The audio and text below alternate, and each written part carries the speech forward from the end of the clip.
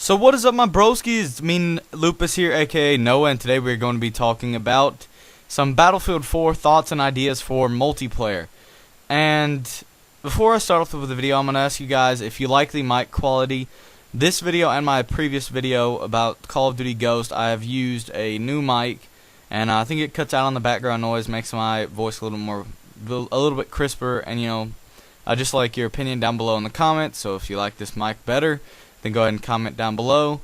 And even if you don't like it better, I'm probably going to use it more because I like it better and it's just better. But let's go ahead and start talking about what I think they should add in Battlefield 4's multiplayer. One thing that I think is by far the most important thing, in my opinion, is just more customization. And when I say more customization, I don't necessarily mean gun customization completely. Because Battlefield 3 had pretty good gun customization, had to be probably the second best gun customization in my opinion, the best being Medal of Honors. Now I think if they take some ideas from Medal of Honor Warfighter and they're like, hey, they added the really cool screen where you can kind of look at your gun as you're customizing it. If they do something like that, and then you can just have a little bit more variety when it comes to stocks, grips, sights, and everything you can think of, basically, customize the magazine, etc., stuff like that, just to improve the whole balance of the weapon. Would be pretty cool if they could add that in there. Another thing that I think they could add customization wise is character customization. In Battlefield 4, all you could do is change the camo. There was no real originality to it because there was only like 20 camos at most, something around there, and you just couldn't really be yourself. You couldn't be different because everybody got the same thing. So if they add a little bit more customization where you could customize the headgear, they don't have to be ridiculous, like we're adding stuff that's completely unrealistic, because our military wears tons of different things. They wear different helmets such as the Mitch 2000, the Mitch 2002, the fast jump helmets. They wear caps sometimes with sword-in headsets on top of that, stuff like that. They have they do wear stuff completely different. So if you can kind of mix it up a little bit, decide what helmet design you want, maybe add some night vision goggles on there. They don't really have to be used. You don't really need to use them. But if it was pure aesthetics wise, that would be pretty cool. But if they do decide to add night vision goggles in there to use, that would be really cool in my opinion, because I remember I used to love that back in Modern Warfare 1. But, just customizing that, upper body, lower body, some facial features maybe. They don't have to go out there. They don't have to go, insane when it comes to it. But, if they just add a slight bit more customization, then that would be really cool. And another thing that I think they could add is, just overall more gun variety. I'm definitely not saying that Battlefield 3 didn't have gun variety. It has amazing gun variety. But there are guns that they did just exclude, partially because they weren't overused that much in military and they weren't very well known. But if they take some weapons that, hey, maybe we haven't really heard of, like the Scorpion Evo in Black Ops 2. A lot of people thought that might be a fake gun, but it's actually a real gun that has been in production for a couple years now. I think it's been since 2005, 2007. And it was an upgrade from the regular Scorpion. And nobody ever really heard of it, and then they put it in the game. And that was a really cool thing. So what if Battlefield decided to do that? They take some weapons that we've never really even heard of, never really even thought of, and they just put it into the game. That would be really cool. It would, just spark the interest when it comes to gun knowledge, and, we'd learn a little more about guns while we're playing the game, and that would be pretty cool as well. And another thing is suppression. This has got to be one of the biggest issues for a lot of people, and to me, it doesn't matter. It doesn't matter that much. I don't complain about it. I don't care about suppression. Suppression is there, and suppression is useful. Now, if you know what you're doing, you can use suppression to your advantage. You're being suppressed by somebody. What does that tell you? I'm being shot at. I need to get to cover. And then there's when you're shooting someone, if you have suppression, that kind of gives you an advantage because, they can't just flip around and kill you even though you've been shooting them. Because they do have a disadvantage, which is a good thing. Because if I've been shooting at someone and they can just flip around and shoot, just randomly start spraying and get a headshot on me like they do in Call of Duty all the time, then it's just not fair. Because I've clearly had the drop on the person, and they would literally be crapping their pants in real life. If somebody were to jump on top of them and just start spraying all over them, they would not be able to react like a rational person. And that's what I think suppression is supposed to sort of, what's the word? It's supposed to like sort of show that in a way without actually doing that. And I don't complain about it because it's never been a hindrance to me. There have been situations where it's been annoying, but it's been useful just as much as it has been annoying. And I think if they took it out of the game, then it would be terrible. I would not like the game as much as I do because I love suppression. I remember I'd go back to Call of Duty and I'd be like, oh my gosh, I need the suppression because it just lets me know when I'm being shot and it helps so much. And then some people are also complaining, hey, maybe they should just cut it down a little bit.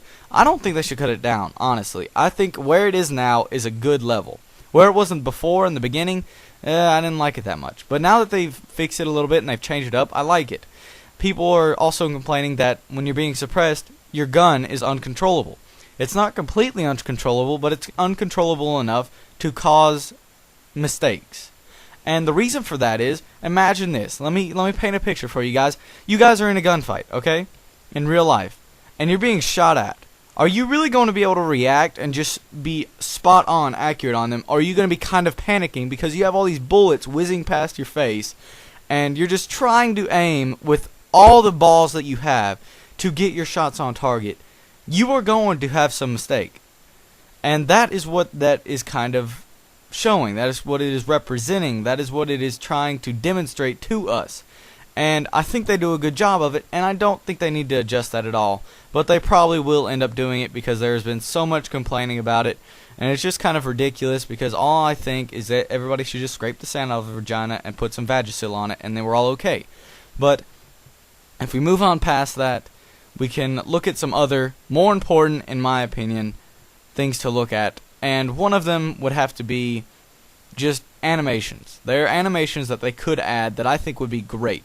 Something that I've always said since I started playing first-person shooters is when a grenade is thrown at you, even if it's not near you, it should, like, if it doesn't kill you and it hurts you, it should do something similar to suppression in a way, and it should knock you down. Like, let's say, for instance, it's in front of you, but it's not close enough to kill you. It should at least knock you back on your butt so that you have to get back up. And it, has your legs falling out in front of you, and it's a really cool-looking animation, and it also affects the way the game is played.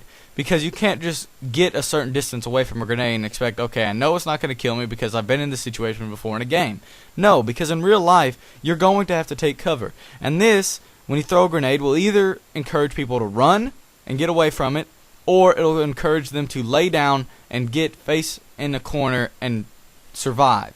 Because if they just sit there and they're like, okay, it's not close enough, maybe they'll get a hit marker, but I'll be okay, then it will prevent camping, and it'll just make things a lot easier, and it'll just make more sense, because I'm tired of throwing a grenade and a guy being able to still spray, even though there's that shrapnel and everything going at him, even though it's not killing him. And there should be some sort of thing that knocks them on their butt, guys. I'm just saying that when a grenade is going off, it should knock you on your butt. You just need to fall backwards. That's what should happen. And if you guys agree with that, this is something I thought about a lot, and a lot of people think that that's a great idea. So if you think that's an awesome idea, you should comment down below, because I love it whenever you guys agree with me on that, because that is something that has always been a little pet peeve of mine, that people should fall down from grenades, because that is a significant explosion. Just look at the Boston bombing. They put shrapnel, they put nails, they put ball bearings in there, and it shot out, and that was effective. That's basically what a grenade is, except in smaller scale. So if that doesn't knock you on your butt, then I don't know what will. But if we move on past that, let's see, what else could there be that I have on my personal wish list? Honestly, there's not that much. I have to say that Battlefield 3 lived up to my expectations, and there's not that much that I wish they would change. I will hope they had a little bit more like party game types. They had a Gunmaster in Battlefield 3, and Capture the Flag was pretty fun as well. But if they had more party games, something that you never really think of, like something just different out there. Gunmaster had been done before, just in a different sort of way. So if they trying to make their own little party games, And that'll be pretty cool because it can, add more things. And one more thing that I just thought of is custom matches. You should be able to make a custom match without having to buy a server, just so you can screw around with some of your friends instead of having to find an empty server and all that. Because in a custom match, it doesn't count towards your stats. So I mean, why should I have to pay just to do something that's not going to count towards my stats? It's stupid. They should have that free to the public. So there should be a quick match and then a private match or custom match, and then you should have the server browser option as well. That is one more thing. And out of all those, I have to say that the grenade thing and the customization are my top two that I hope they incorporate into this game. If you guys have any ideas, put them down below, and we can hopefully get our voices heard. Just keep viewing this, guys, and stay tuned for my next video. Be sure to smack that like button and give that subscribe button just a little bit of loving. I'm looking forward to Battlefield 4. I hope you guys are too. Be sure that you figure out what you want to be in Battlefield 4 and comment on anybody's video, because Battlefield and DICE are looking at these because they want to hear our opinions on what their game should have in multiplayer. Thank you guys for watching. Peace.